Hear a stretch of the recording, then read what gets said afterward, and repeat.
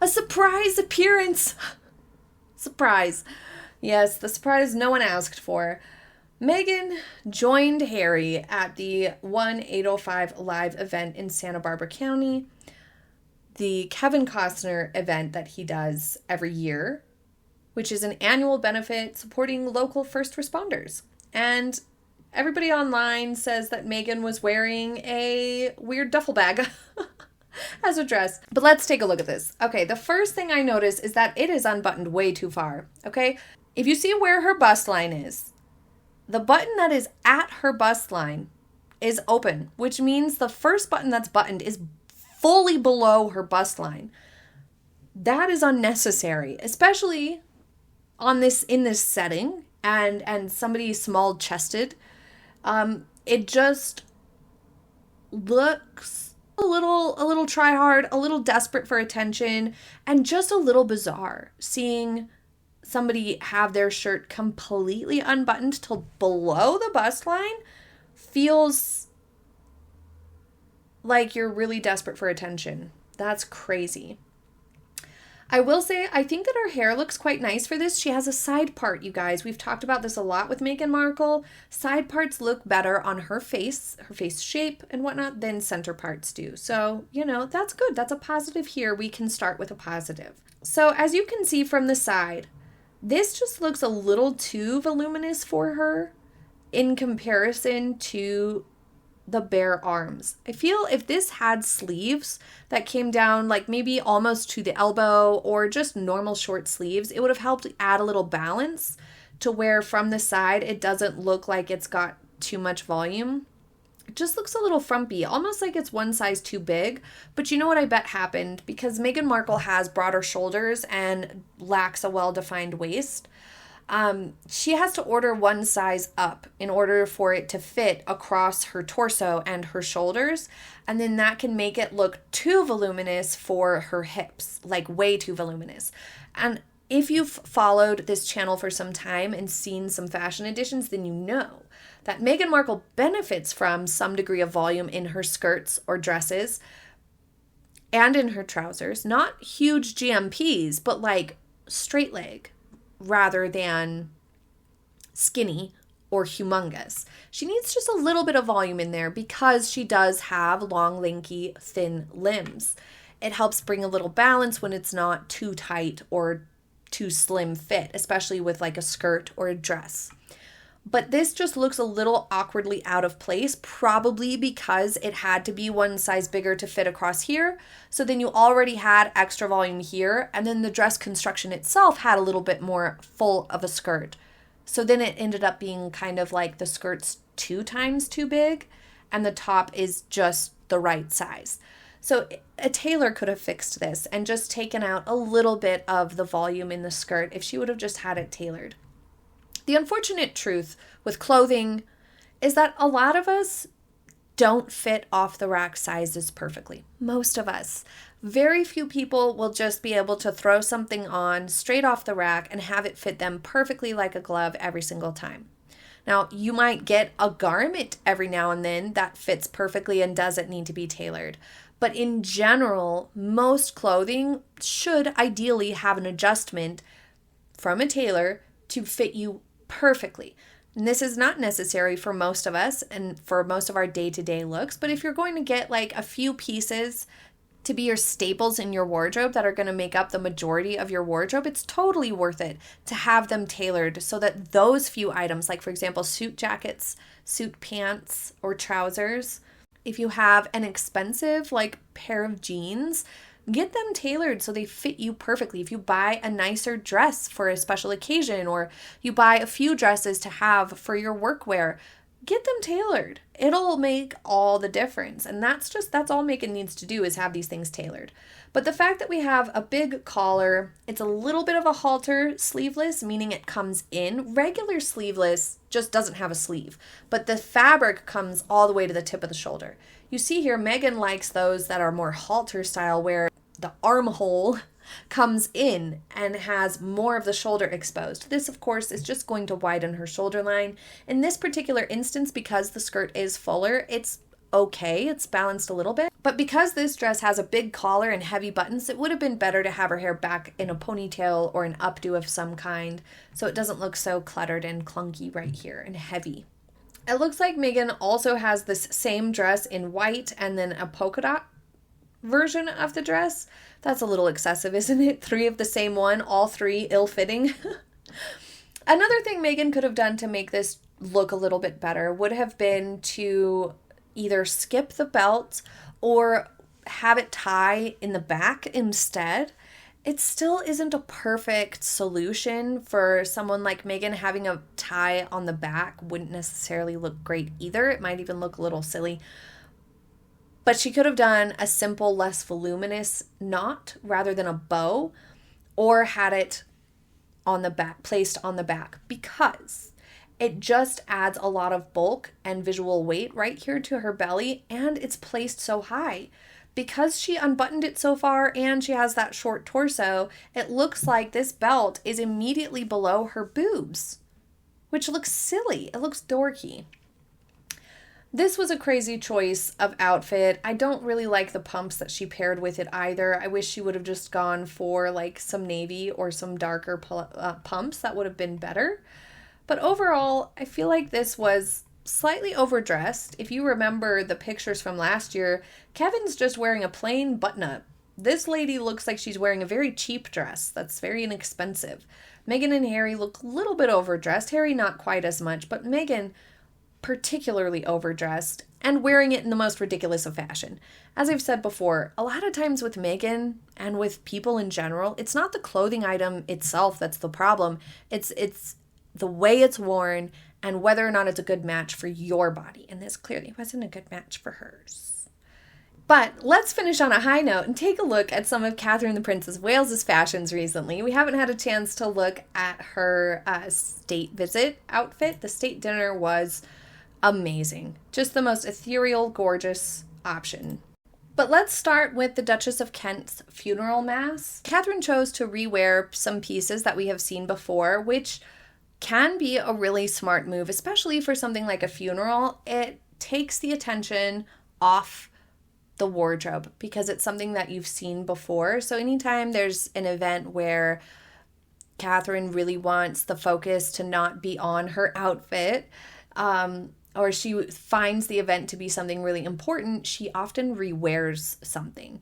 You'll see her in repeats on those types of days. If it's someone else's day or some sort of poignant or important event, she does tend to do a rewear, in part because it will make her fashion less of a focus. So it was a respectful choice. This black coat dress is it's the black version of the red one that she wore for the Together at Christmas concert. And she wore this black one, I believe, for Prince Philip's funeral. And then this 4-strand pearl necklace from Queen Elizabeth is one that she has pulled out anytime there is a funeral or a very significant occasion. She also wore it for one of the coronation events. And pearls are the perfect choice because they symbolize remembrance. So it's always thoughtful touches that really push her outfits over the edge and make them all the more meaningful and perfect. Because when you think about it, Catherine, her photographs are parts of history. And so the fact that she spends time, or her team spends time and prioritizes symbolism and thoughtful touches like those of choosing pearls and things of that nature to convey more meaning is so important. And it does add gravity to her presence there. Let's next take a look at what she wore for her visit to Southport with Prince William. She wore this beautiful soft pink blouse and a gray coat and trousers. They visited some families and they spoke with some children. After hearing some of the children speak about how the artwork reflected their emotions, Catherine said, "It's very unusual for young people to be able to express bad and hard and difficult emotions like you've done, and actually doing it through art is really clever, but really expressive." Very nice, meaningful, thoughtful remarks from her. She debuted a new outerwear look from Jigsaw, their maxi city coat. It's got kind of a chunky lapel, And it's a slightly less tailored look. It's a little bit more of a relaxed look. Certainly a little bit more comfortable for her on a day out and about like this, but as you can see, it still fits perfectly along the shoulder line. So that's preventing it from looking like it's a size too big or overwhelming to her frame because those shoulder seams are in the right place. That's always a giveaway. As soon as the shoulder seams start to look too wide or too big on somebody, it immediately looks like you're swimming in somebody else's jacket that's way too big for you.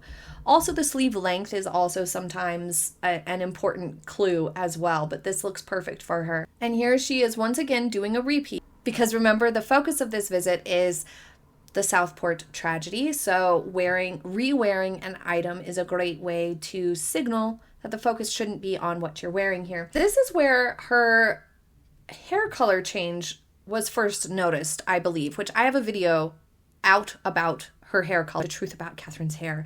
So if you missed it, I will link it for you here. On to the state visit. For the welcome ceremony, she wore Emilia Wickstead. This is a perfect example of a tonal outfit. As you can see, we have this gorgeous berry color throughout her hat and coat dress, which are perfectly matching. And then her pumps are either a super, super dark burgundy or are black. And then her purse is the same tone, so it's still that same rich burgundy color, just in a slightly deeper and more muted tone. So it blends perfectly together, all of these, and nothing is clashing because she's not jumping between warm and cool tones here. I love the volume of the coat dress here. It just looks so beautiful and balancing. The movement of those pleats is something that you can't really beat. It always looks so polished and feminine, and it's a little bit more forgiving as well. Because as you can see here, for example, not saying that this outfit is bad, but the pencil skirt is a little bit more stiff and it just doesn't have quite as nice of a flow. So it's really smart for Catherine to pick something that has a little bit more flow so that as she's walking, as you can see here, this just looks more beautiful. It just does, at least in my opinion. And Catherine chose to swap from a thin belt with 3 sets of buttons to just 2 sets of buttons and a wider waistband. And this is a nice choice for her because she does have a very well-defined waist and a slightly longer torso. It allows for a super skinny belt to not make it look like it's too small compared to her torso. And a third row of buttons would have had to have been even closer together than these were, so they would have looked a little funny. So that was a really good edit. I also appreciate that this lapel stops a little bit higher. It's not super dramatic and low, so it's not too chunky or overwhelming here. And I think it was the perfect choice for this day. And before we get to the state dinner, let's take a look at what she wore for the Scouts engagement with Melania. This was an awesome little trip. It was super cute, super fun, supports her core initiatives, and it just made for some really great pictures. I think this was sweet. It looked like a lot of fun. Melania wore a safari-style Ralph Lauren jacket, khaki trousers, and flats. I think this was a good choice for her. The trousers not being too skinny, not too skinny fit, having that more tapered look where there's a little bit of room was an excellent choice, so she didn't end up looking too top heavy. And the belt on the coat reining in for her waist helped to define her figure. And as you can see, everything fits perfectly. She does get her stuff tailored. Look at that. Now let's take a look at Catherine's outfit. She's wearing a cropped military jacket, a chestnut brown sweater vest, a dark brown tweed skirt, assumed to be Ralph Lauren, that is pleated below the knee and an A-line style, so it has a decent amount of movement to it. And some of her favorite boots. With the boots and the dark greens and the browns, it all flowed together really nicely. It defines her waist perfectly here. The cropped length of the jacket paired up with the belted skirt still define her figure nicely and prevent things from looking overwhelming. Any longer of a jacket would have interfered with the volume of that skirt and made things look really frumpy really fast. So this as an outfit altogether was perfect, and I think she looked really nice for it. But on to the stunning, beautiful, one of the most beautiful and stunning gowns I've ever seen her in. State dinner outfit here. This picture is beautiful. They look so spectacular together. But this was the most regal, stunning moment I have ever seen. Let's first take a quick pause and see what Camilla and Melania wore. I don't love Melania's outfit here. I feel like this dramatic of off the shoulder isn't as classy as it could have been. I don't mind an off the shoulder gown at all, and for a state dinner it's totally fine, but it's the combination of the fabric being so simple and it being a column design with the light yellow, the pastel yellow, and the pale pink together. That combo just feels a little bit more playful. And so that combined with it being off the shoulder makes me feel like it's slightly out of place for this occasion and setting. I think she looks great in it still, defines her waist nicely. I think it's a really cute dress and I would have loved it in a different setting. Like a premiere would have been perfect, or something just a little less regal. I mean, we're here with tiaras and stunning gowns. This one just came across a little underwhelming and a little bit out of place in my opinion. Camilla looks lovely. This royal blue is a perfect choice. It goes with her tiara, all the jewels. She does look beautiful here. I really quite like the fluted sleeves, or the trumpet sleeves that she has here. Adding a little volume to the sleeves is always a fun way to add a little bit more movement and interest into a garment. And for Camilla, something that is monochrome, meaning no belt or anything like that breaking things up, is best for her figure, and it looks really nice. But Catherine was by far the best dressed of the evening. This is stunning. Never have I seen such a beautiful dress. My gosh, it's gorgeous. This is a couture Philippa Lepley ensemble with a full-length hand-embroidered champagne gold chantilly lace evening coat over a silk crepe gown. Stunning. It's stunning.